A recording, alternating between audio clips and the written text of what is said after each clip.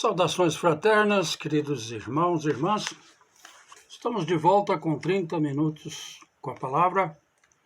Estamos agora no final do capítulo 15 de Atos, entrando no capítulo 16. Vamos orar.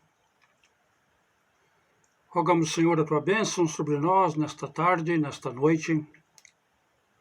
Que tu possas nos ajudar a compreender bem o que está escrito aqui na tua palavra. Isto é obra do teu Espírito Santo, a quem confiamos o nosso estudo.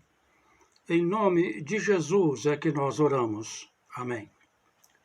Bom, Paulo e Barnabé já tinham voltado da sua primeira viagem missionária, e eles agora vão enfrentar uma outra tarefa: voltar. Eu vou citar agora do versículo 36 em diante, do capítulo 15.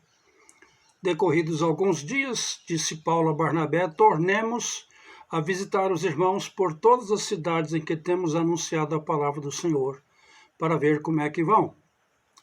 É muito bom. Querem voltar e confirmar o trabalho, confirmar os irmãos na sua fé. 37. Ora, Barnabé queria que levassem também a João, chamado Marcos.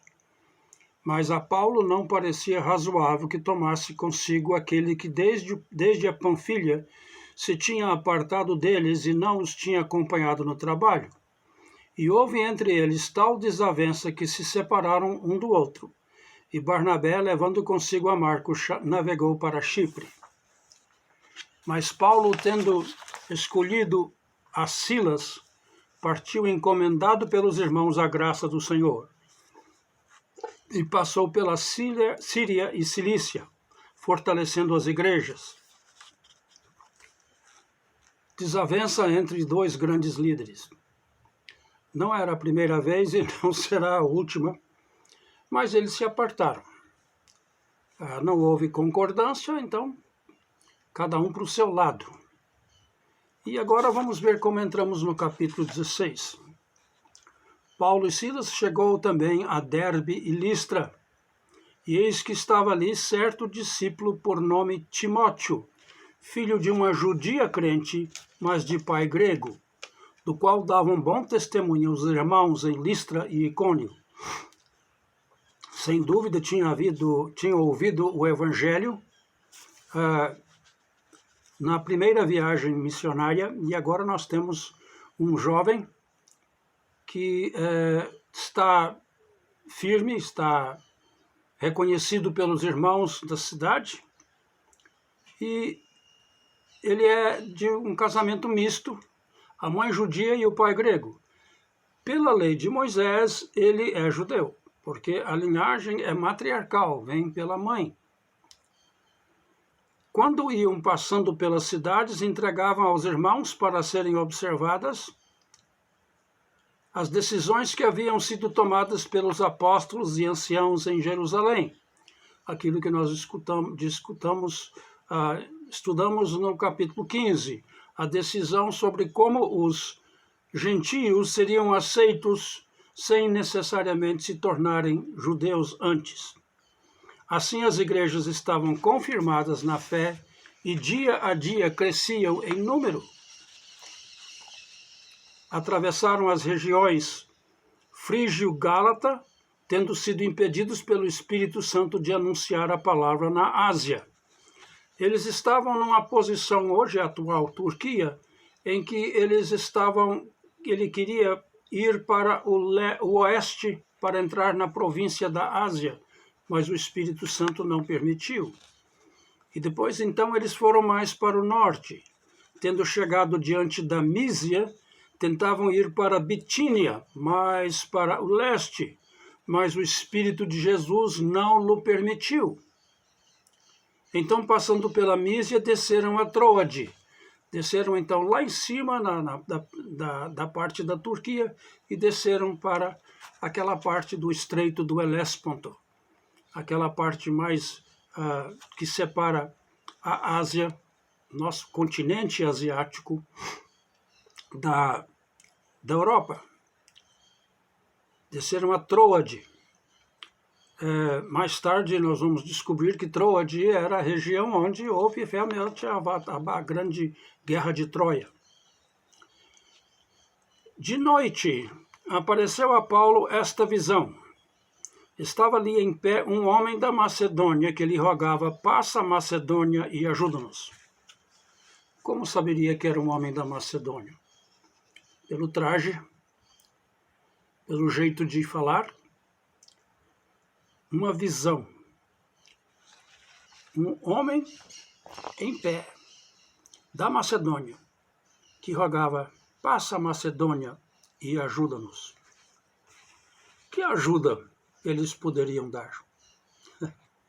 A ajuda era simples. Era a ajuda de salvação das almas das pessoas. A melhor ajuda possível.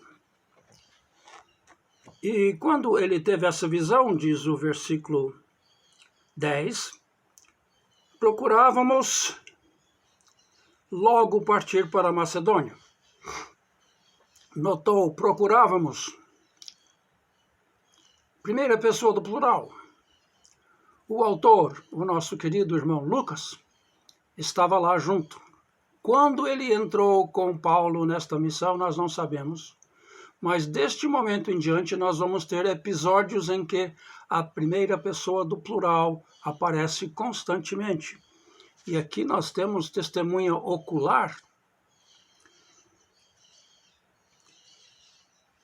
Procurávamos logo partir para a Macedônia, concluindo que Deus nos havia chamado para lhes anunciarmos o Evangelho. Meus queridos, sonhos. Eu estou lembrado, por exemplo, do sonho de José, esposo de Maria. 4 sonhos. Em que ele, em sonho, recebeu visão, recebeu ordens e cumpriu. O meu xará, José, do Egito, interpretava sonhos. Estes sonhos o levaram à segunda posição mais importante do Egito e foram um veículo de salvação para o povo de Israel, que se tornou povo depois desses sonhos. E aqui está, então, um sonho que é interpretado claramente, e eu gosto demais das palavras de Lucas. Procurávamos logo partir para a Macedônia, concluindo que Deus nos havia chamado para lhes anunciarmos o Evangelho.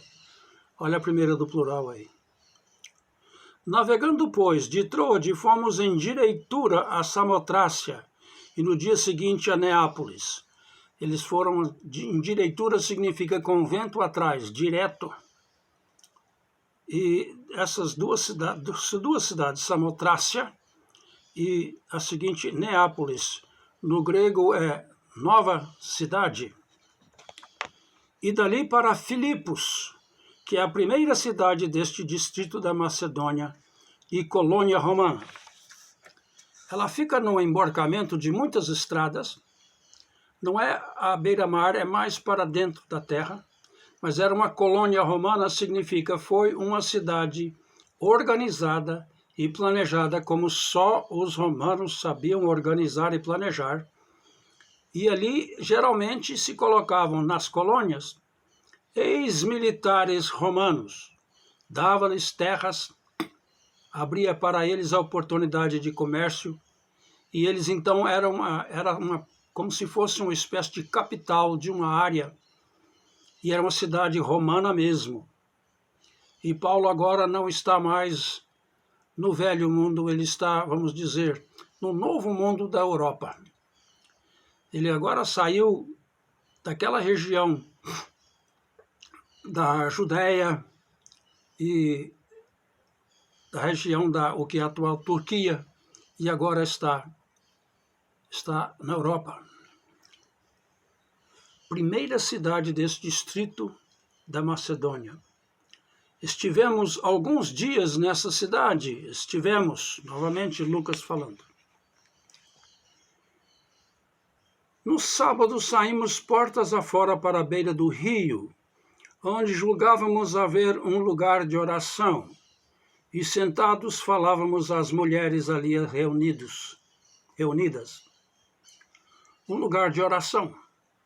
Obviamente não havia bem uma sinagoga, ou pelo menos não neste lugar, mas estavam ali um lugar de oração. E certa mulher, chamada Lídia, vendedora de púrpura da cidade de Tiatira, e que temia a Deus, nos escutava, e o Senhor lhe abriu o coração para atender às coisas que Paulo dizia. Vamos falar de Lídia. Primeiro, ela é uma comerciante, ela vende púrpura. O que significa isso? Ela vende ou a tintura ou então o pano tingido com púrpura. Púrpura é a cor bem vermelha, bem profunda, e era usado exclusivamente para os ricos e para a nobreza. Era um tecido muito, muito valioso. Como é que era feito? Certos moluscos específicos eram mortos e fermentados, e com um processo grande saía essa tintura púrpura. E esta mulher, ela está bem de vida. Você vai pensar que mulher não podia naquela época ser comerciante? Podia sim. Ela era vendedora de púrpura. Temia a Deus. O que significa isso? Já vimos. Era alguém que abandonou o paganismo e estava adorando o Deus de Abraão, Isaque e Jacó. E ela escutou a pregação, e o Senhor lhe abriu o coração para atender às coisas que Paulo dizia. O que Paulo dizia? Paulo dizia: a profecia foi cumprida, o Messias chegou, cantai e folgai, o Messias chegou, dissiparam-se as trevas, a aurora raiou. O Messias é Jesus Cristo, Jesus, o Cristo, o Messias. Ele foi morto. Ele foi previsto pelos profetas, mas ele foi morto e ressuscitou, está sentado à direita do Pai, e agora ele anuncia que você pode ter o perdão dos pecados, justificado perante Deus, tendo fé que ele fez isso por você. Você pode ter o perdão dos pecados sem ter que ir para Jerusalém sacrificar. Depois que foi batizada, ela e a sua casa rogou-nos, dizendo: se haveis julgado que eu sou fiel ao Senhor, entrai em minha casa e ficai ali. E nos constrangeu a isso. Vamos lá. Ninguém esperava muito tempo para batizar no começo da igreja. Cria, confessava Jesus como Senhor, era batizado. Ela foi batizada, ela e a sua casa. Todos da sua casa creram junto com ela. E aí ela fala assim: se haveis julgado que eu sou fiel ao Senhor, entrai em minha casa e ficai ali. Se vocês acham que eu realmente sou uma cristã, agora, uma nova convertida, se vocês acham que eu sou fiel ao Senhor Jesus, então fiquem comigo na minha casa. Vocês não precisam preocupar. Paulo, Silas, Lucas e Timóteo. A primeira convertida na Europa, uma mulher, bem de vida. E nos constrangeu a isso, Lucas diz, com um pouquinho de ironia. Sem dúvida, ela falou: vocês têm que ficar conosco. Ora, aconteceu que, quando íamos ao lugar de oração, nos veio ao encontro uma jovem que tinha um espírito adivinhador e que, adivinhando, dava grande lucro a seus senhores. As pessoas pagavam para que essa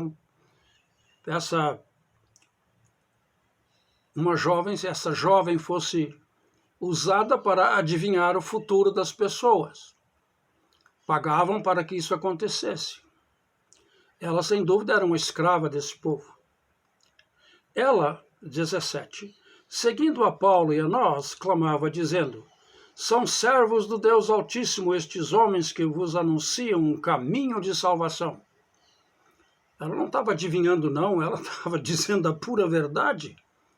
Mas Paulo não gostou disso, saindo da boca de uma pessoa com um espírito maligno. E fazia isto por muitos dias. Toda vez que ia a um lugar de oração, ela fazia isso. Mas Paulo, perturbado, versículo 18, voltou-se e disse ao espírito, não à mulher, eu te ordeno em nome de Jesus Cristo que saias dela. E na mesma hora saiu. O nome de Jesus tem poder.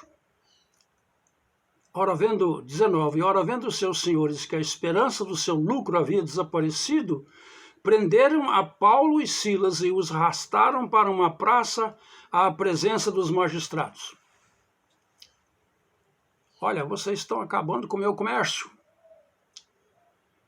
Levaram eles, forçando a presença dos magistrados. E apresentando-os aos magistrados, disseram, estes homens, sendo judeus, estão perturbando muito a nossa cidade e pregam costumes que não nos é lícito receber nem praticar, sendo nós romanos. A identificação clara que eles são romanos, está claro aí. A multidão levantou-se contra eles, e os magistrados, rasgando-lhes os vestidos, mandaram açoitá-los com varas. E, havendo-lhes dado muitos açoites, os lançaram na prisão, mandando ao carcereiro que os guardasse com segurança. Não será a primeira nem a última vez que Paulo vai ser, como ele disse, fustigado com varas. Ele está no calabouço, ele e Silas. E tendo-os recebido tal ordem, os lançou na prisão interior e lhes segurou aos pés no tronco. Estavam presos no tronco pelos pés. Grande começo na Europa, né? Pois é. Pela meia-noite, Paulo e Silas oravam e cantavam hinos a Deus, enquanto os presos os escutavam. Feridos pelos açoites, presos pelos pés, no calabouço, em vez de lamuriarem e chorarem, estão fazendo o quê? Orando e cantando. E agora? De repente, 26, houve um tão grande terremoto que foram abalados os alicerces do cárcere e logo se abriram todas as portas e foram soltos os grilhões de todos, não só de Silas e de Paulo, mas de todos.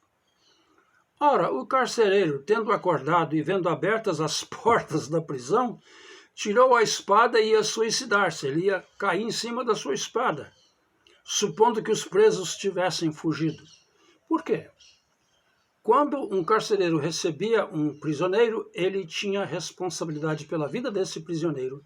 E se ele perdesse um desses, se ele escapasse, a sua vida agora não valia mais nada, ele seria culpado e ele morreria. Então ele está disposto a suicidar-se. Mas Paulo bradou em alta voz, dizendo, por que será que Paulo bradou? Sem dúvida, o carcereiro está dizendo, ai de mim, e agora como é que eu vou fazer? Todo mundo fugiu. Eu acho que deve ter sido alguma coisa assim. Mas Paulo bradou em alta voz, dizendo, não te faças nenhum mal, porque todos aqui estamos. Ninguém fugiu. Tendo ele pedido luz, saltou dentro e todo trêmulo se prostrou ante Paulo e Silas. E tirando-os para fora, disse, Senhores, que me é necessário fazer para me salvar? Salvar como? Podia ser salvar dessa situação horrível de ver todos os meus prisioneiros aqui prontos para fugirem? Podia ser. Mas pelo contexto, a gente vê claramente que a salvação que este homem procurava era algo mais profundo. Ele procurava a salvação da sua vida, da sua alma, da sua existência. Ele procurava uma salvação porque a resposta que Paulo e Silas respondem é: crê Não acredite, crê. Ponha a sua confiança. Deposite a sua confiança no Senhor Jesus e será salvo, tu e a tua casa. Crê no Senhor Jesus. Crê no Kyrios, Jesus. Crê naquele que é o Senhor, não o imperador, não o magistrado. Crê no Senhor Jesus e serás salvos, tu e a tua casa, a família toda. Então lhe pregaram a palavra de Deus. Eles explicaram quem é Jesus, explicaram o que é que Jesus prometia, quem que ele era. Explicaram para eles o que é salvação, sem dúvida indicando o que é perdição. Indicaram para eles que havia perdão de pecados e uma nova vida em Jesus. Então lhe pregaram a palavra de Deus. É muito fácil dizer crê no Senhor Jesus e será salvo, mas tem que pregar a palavra, tem que ensinar o que está acontecendo. Crê no Senhor Jesus e serás salvos tu e a tua casa. Então lhe pregaram a palavra de Deus e a todos os que estavam em sua casa. Tomando-os ele consigo naquela mesma hora da noite, lavou-lhes as feridas e logo foi batizado ele e todos os seus. Creu, batizou. Creu, batizou. Mais tarde a igreja vai colocar tantas e tantas e tantas barreiras para o batismo. Nós temos que saber que a pessoa crê de verdade. Mas naquela época, creu, batizou, entrou.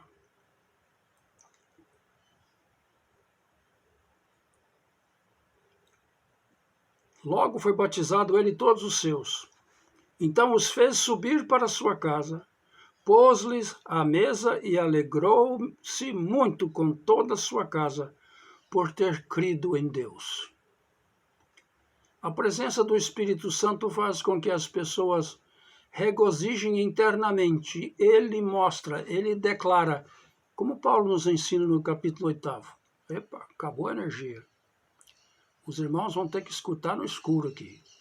Talvez seja melhor eu parar aqui para não ter mais problema. Mas eles vão ter que saber disso. Quando o Espírito Santo chega, ele alegra os corações. Eu vou parar aqui por causa da falta de energia, que não tem luz aqui para iluminar, mas até semana que vem, onde continuamos esta história. Em nome de Jesus.